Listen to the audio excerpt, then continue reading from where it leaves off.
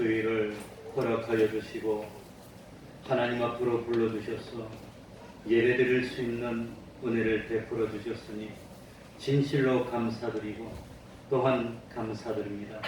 하나님 아버지, 우리들의 삶이 하나님 앞에 예배가 되는 삶이 될 수 있도록 은혜 베풀어 주시옵소서.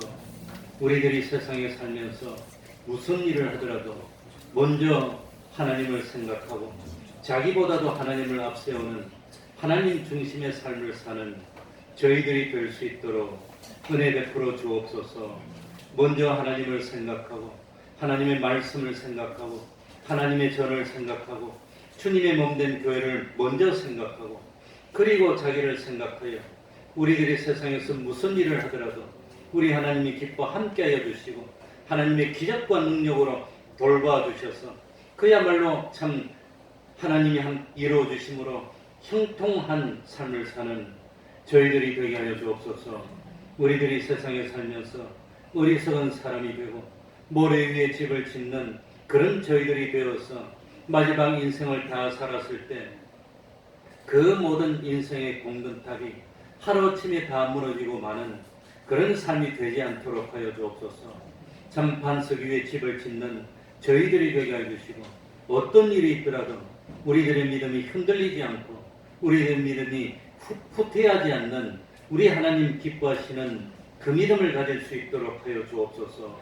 그리하여서 우리 하나님이 기뻐하시는 열매 맺는 삶이요 동행하는 삶이요 하나님을 모시는 삶이요 자기 자신이 점점 성화 이루는 저희들이 되게 하여 주옵소서. 나라의 앞날이 어떻게 될지 참 걱정이 앞서는 이때에 믿는 우리들이 먼저 마음의 허리를 동이고 근신하며 하나님 앞에 믿음으로 의인되는 삶을 살아서 하나님이 우리를 지켜주지 아니할 수 없고 하나님이 우리를 축복하지 아니할 수 없고 하나님이 우리와 동행하지 아니할 수 없는 성전을 이루는 삶을 사는 저희들이 다 될 수 있도록 은혜 베풀어 주시옵소서. 이 시간 주님의 이름으로 모인 곳곳마다 하나님의 은총이 함께하여 주시기를 바라며 예수님 이름으로 기도하옵나이다. 아멘. 다 같이 자리에서 일어나셔서 찬송가 34장입니다. 찬송가 34장입니다.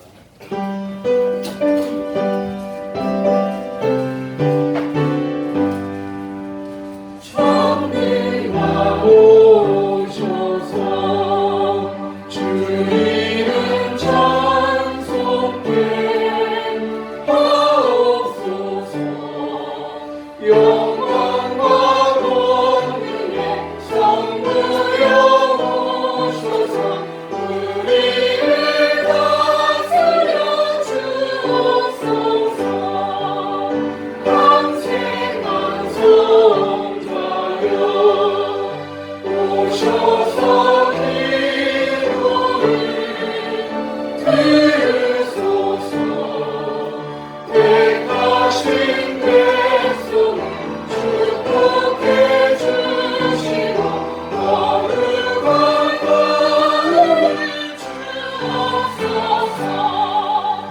위로의 주는 성령 오셔서 근질고 주옵소서. 존귀한 주시여 낙사랑 마음에서 떠나지 마시고 계시소서.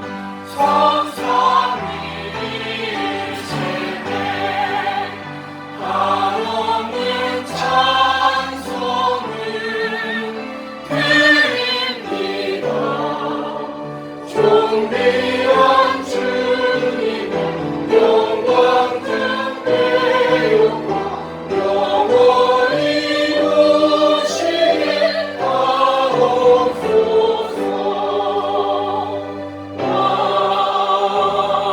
아멘. 사도신경으로 신앙 고백하겠습니다. 전능하사 전계를 만드신 하나님 아버지를 내가 믿사오며 그 아들 우리 주 예수 그리스도를 믿사오니 이는 성령으로 잉태하사 동정녀 마리아에게 태어나시오 본디오 빌라도에게 고난을 받으사 십자가에 못 박혀 죽으시고 장사한 지 사흘 만에 죽은 자 가운데서 다시 살아나시며 하늘에 오르사 전능하신 하나님 우편에 앉아 계시다가 저희로서 산자와 죽은 자를 심판하러 오시리라. 성령을 믿사오며 거룩한 공예와 성도와 서로 교통하는 것과 죄를 사하여 주시는 것과 몸이 다시 사는 것과 영원히 사는 것을 믿사옵나이다. 아멘.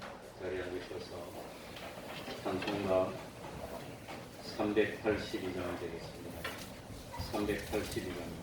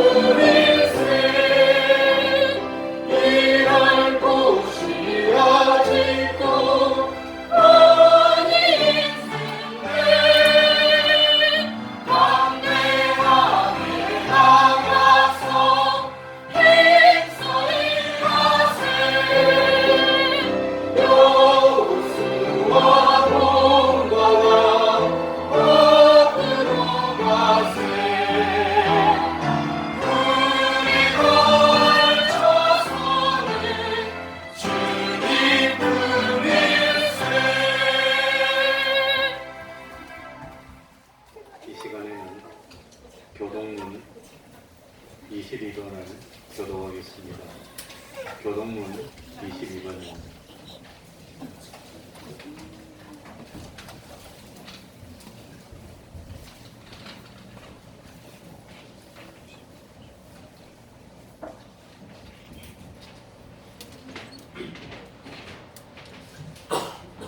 교동문 22번입니다.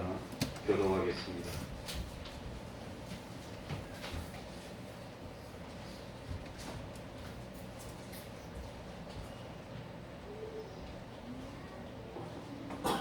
교도합니다. 새 노래로 여호와께 노래하라. 온 땅이여 여호와께 노래하시리로다. 여호와께 노래하여 그 이름을 송축하며 그 구원을 날마다 선포할지어다. 그 영광을 열방 중에 그 기이한 행적을 만민 중에 선포할지어다. 만방의 모든 신은 헛것이요 여호와께서는 하늘을 지으셨음이로다. 존귀와 위엄이 그 앞에 있으며 능력과 아름다움이 그 성소에 있도다. 아름답고 거룩한 것으로 여호와께 경배할지어다. 온 땅이여 그 앞에서 떨지어다. 하늘은 기뻐하고 땅은 즐거워하며 바다와 거기 충만한 것은 외치며 땅과 그 가운데 모든 것은 즐거워할지로다. 그리할 때에 산림의 나무들이 여호와 앞에서 즐거이 노래하리라. 아멘. 이제 주일강 성가대 찬양이 있겠습니다.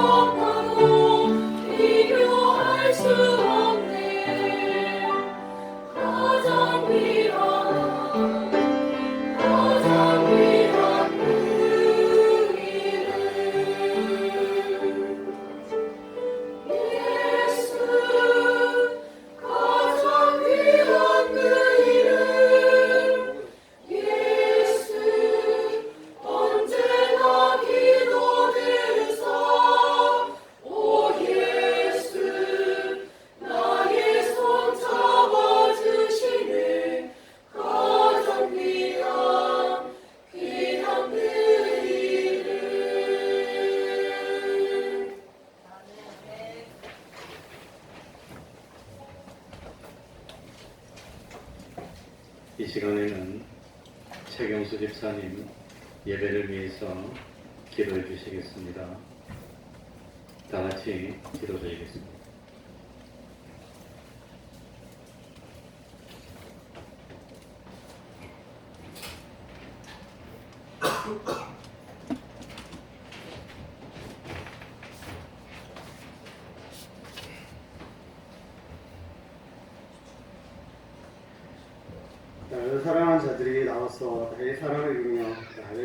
찾는 자가 나를 만날 것입니다.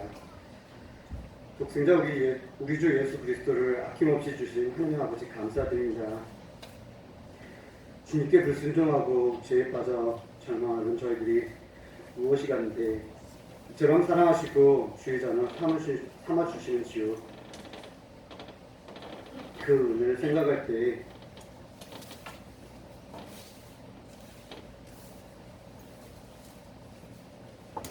감사에 감사를 드립니다.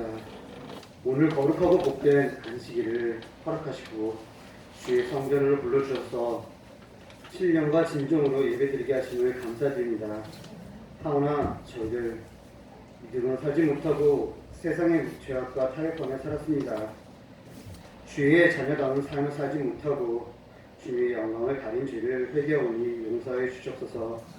주님, 마음의 노름을 꿇고 간절히 기도하오니 우리의 연약함을 도우시고 주님만 따르게 하여 주시옵소서. 누구든지 나를 따르려거든 자기 십자가를 지고 나를 따를 것이라 말씀하신 주님, 그 길이 어렵고 힘들지라도 오직 주님 한 분만 바라보는 저희들 되게 하여 주시옵소서. 주님, 저희들의 신앙이 날로 성장하여 성령의 열매를 맺기 원합니다. 마음에만 그치지 않게 하시고 작은 것부터 사랑을 실천하는 저희들 되게 하여 주시옵소서. 주님의 나라는 말보다 능력이라 하셨습니다. 말을 앞세우기보다 행함으로 본을 보이게 하여 주시옵소서. 작은 변화의 물결이 우리 교회에서 퍼져나가 지역사회를 변화시키는 희망이 되게 하여 주옵소서. 할 수 있거든이 무슨 말이냐, 믿는 자에게는 잃지 못할 일이 없느니라 하신 말씀대로 믿음을 강하게 하시고 성령의 능력으로 살게 하여 주옵소서. 내 삶 속에 말씀과 기도와 찬양으로 날마다 은혜를 공급받아 세상 풍파 속에서도 흔들림 없이 담대함과 평안 속에서 살게 하시고 감사와 기쁨으로 받는 은혜를 이웃에게 베풀며 함께 살아가도록 인도하여 주옵소서. 말씀이 육신이 되어 주께서 이 땅에 거하심으로 하나님의 영광과 부활을 바라보며 은혜와 진리가 충만한 은혜 위의 은혜로 살게 하여 주옵소서. 말씀이 흐르는 곳에 믿음이 자라게 하시고 기도가 흐르는 곳에 성령의 역사가 일어나게 하시고 복음이 흐르는 곳에 회복이 일어나는 놀라운 축복을 주옵소서. 맡기신 귀한 직분과 사명을 온전히 감당할 수 있는 능력과 은혜를 주시고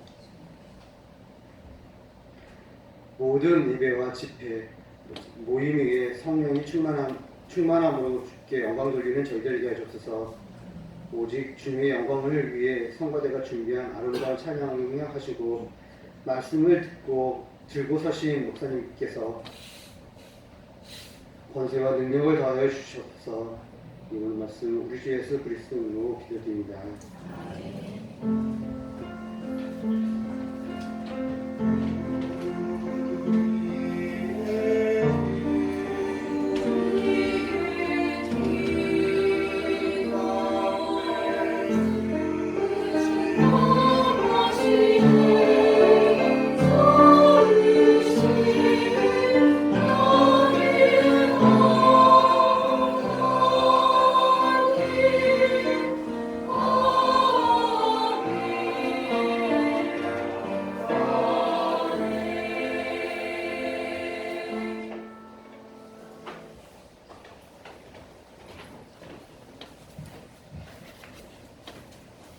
하나님의 말씀 마태복음 7장 24절입니다. 마태복음 7장 24절입니다.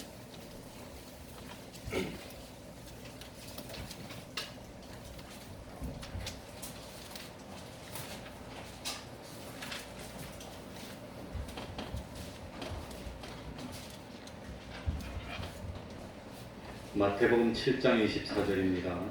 제가 읽겠습니다. 그러므로 누구든지 나의 이 말을 듣고 행하는 자는 그 집을 반석 위에 지은 지혜로운 사람 같으리니 비가 내리고 창수가 나고 바람이 불어 그 집에 부딪히되 무너지지 아니하나니 이는 주초를 반석 위에 놓은 연고요.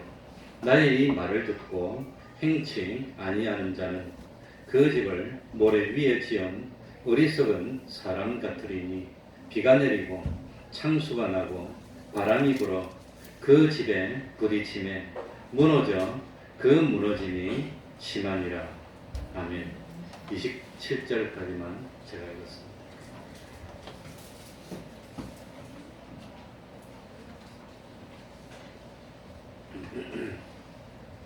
오늘 읽은 말씀은 우리들이 잘 아는 산상수훈의 결론 부분입니다.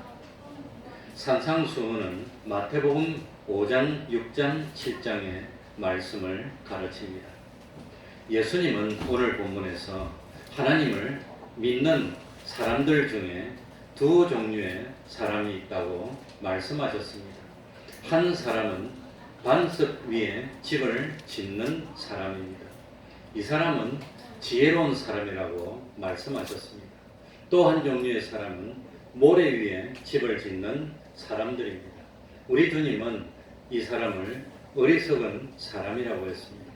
과연 하나님이 보실 때 나는 지금까지 반석 위에 집을 짓는 지혜로운 삶을 살았는지, 그렇지 않다면 모래 위에 집을 지어놓고도 흐뭇하게 생각하던 어리석은 자기가 아니었는지, 이걸 살펴보면서 만약에 나의 삶이 모래 위에 집을 짓는 삶이었다면 지금이라도 돌이키는 우리가 되라고 하는 겁니다. 모래 위에 집을 짓는 것은 비교적 쉽습니다. 땀을 적게 흘리고도 집을 빨리 지을 수가 있습니다. 그러나 모래 위에 지은 집은 그만큼 쉽게 무너집니다. 위에서는 비가 내립니다. 또 밑에서 창수가 납니다. 이 창수는 물이 범람한다는 뜻입니다. 또 바람이 세차게 붑니다. 이렇게 되면 모래 위에 지은 집은 기초가 없기 때문에 쉽게 무너지고 맙니다. 이 모래 위에 집을 짓고 사는 사람은 이 다음에 그리스도의 심판대 앞에 설 때에 참으로 부끄러움을 당할 것이고 상급을 얻지 못하게 될 것입니다. 반면에 반석 위에 집을 짓는 것은 쉽지가 않습니다. 힘이 많이 듭니다. 땀을 많이 흘려야 됩니다. 시간도 많이 들어갑니다. 이 기초공사는 해도 사람들의 눈에 띄지를 않습니다. 땅 속에 묻혀있기 때문입니다. 그래서 사람들은 왜 그렇게 집을 힘들게 짓고 더디게 짓느냐고 참 불평하는 소리를 들을 수도 있습니다. 그러나 우리는 반석 위에 집을 지어야 합니다. 그래야 든든하기 때문입니다. 비가 오고 창수가 나고 바람이 불어도 무너지지 않습니다. 이 다음에 그리스도의 심판대 앞에 섰을 때에 우리 주님은 잘했다 칭찬하시고 많은 영원한 신령한 상으로 주실 것입니다. 그러나 지나간 날들은 할 수가 없습니다. 지나간 인생은 아무리 후회하더라도 어떻게 할 수가 없습니다. 이제 남은 인생 동안 반석 위에 집을 짓는 지혜로운 삶을 사는 우리가 되어야 됩니다. 이렇게 하는 것이 우리들이 영원히 부끄러움을 당치 않고 기쁨과 행복과 보람을 느낄 수 있는 삶이기 때문입니다. 지금 우리 대한민국은 참 앞날이 불투명합니다. 어떤 소문만 한번 나더라도 나라 전체가 그냥 휘청휘청거립니다. 지구 반대편에 어느 나라에서 무슨 일이 일어났다고 그러더라도 참 나라 전체가 출렁입니다. 왜 나라가 이 모양이 됐습니까? 기초가 튼튼하지 못하기 때문입니다. 반석 위에 건설하지 못했기 때문입니다. 시간이 좀 걸리더라도 힘이 좀 들더라도 좀 비용이 많이 들더라도 이제부터는 한 단계씩 반석 위에 집을 지어나가는 우리들이 돼야 됩니다. 근데 성경에 보면은 우리들이 신앙생활을 하고 구원을 이루는 것을 농사에 비유한 것도 있고 집을 짓는 것에 비유한 것도 있습니다. 집은 우리 인생에 있어서는 없어서는 안 되는 그야말로 반드시 필요한 것입니다. 집은 우리들의 지친 몸을 누일 수 있는 곳입니다. 참 폭풍 한설을 피할 수 있는 곳입니다. 사랑과 기쁨이 가득한 참 보금자리가 집입니다. 인간의 역사는 집을 짓는 역사라고도 할 수 있습니다. 집은 우리 인간의 안식처가 되는 동시에 하나님이 거하는 뭐가 되지요? 성전이 되기도 하는 겁니다. 집은 기초가 중요합니다. 또 집을 짓는데 재료도 중요합니다. 그런데 특별히 오늘 마태복음 7장에는 기초에 대해서 말씀을 했습니다. 고린도전서 3장에서는 재료에 대해서 말씀합니다. 풀이나 나무나 짚으로 집을 세우지 말고 금과 은과 보석으로 세우라고 했습니다. 이 집의 기초는 반석인데 반석은 누구를 상징하지요? 예수 그리스도를 상징하죠. 주님 위에 세워야 된다고 합니다. 이 세상에 변하지 않는 것이 없습니다. 정말 못 믿을 것 중에 믿지 못할 존재가 사람입니다. 사람 변합니다. 이 재물도 정함이 없습니다. 권세도 오래가지 못합니다. 세상에 있는 모든 것은 다 변하기 때문에 그 참 기초로 삼을 수가 없습니다. 다만 예수 그리스도는 어제나 오늘이나 내일이나 영원토록 변함이 없고 동일하신 유일한 분이십니다. 그렇기 때문에 예수님을 기초로 하여서 집을 건축하면 영원토록 튼튼하고 무너지지 않는 겁니다. 우리의 구원을 이루는 것을 집을 짓는 것으로 비유했습니다. 그런데 참 우리는 주님 위에 주님의 보혈의 공로 위에 주님의 십자가 사활 대속의 공로를 믿는 믿음 위에 현실을 살면서 하나님의 말씀에 순종하여서 삶을 사는 것이 집을 세우는 겁니다.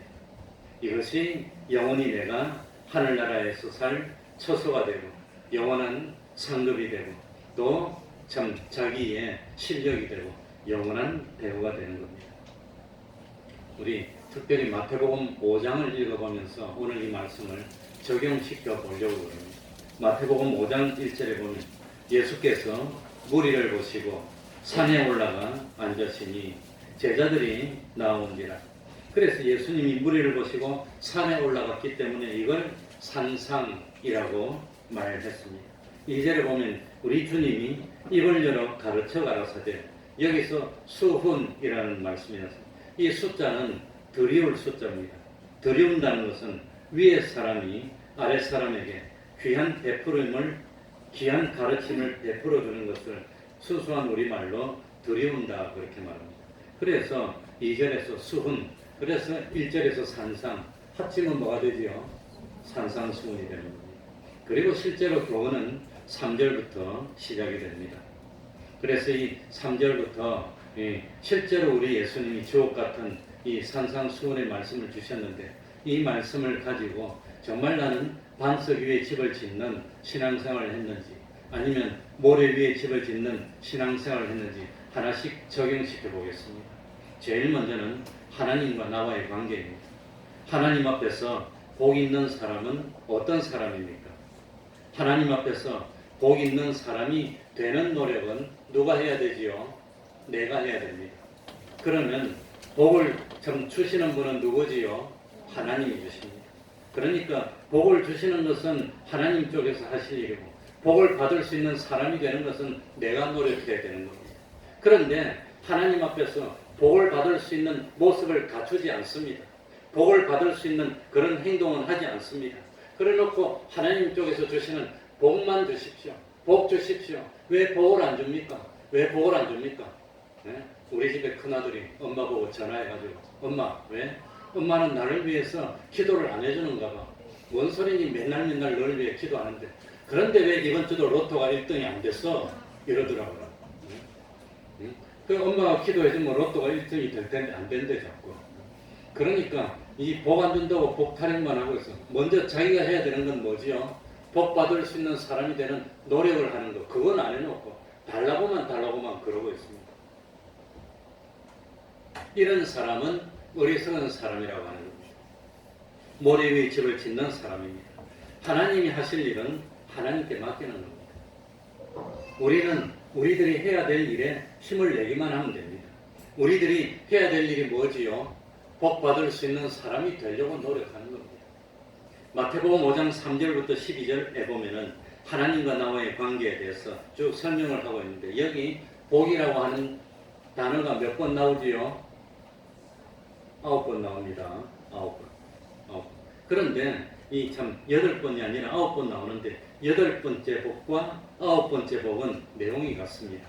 핍박에 관한 내용입니다. 그래서 복이라는 단어는 9번 나왔지만 구복이라 안 하고 무슨 복이라고 그러죠? 팔복이라고 하는 겁니다. 팔복.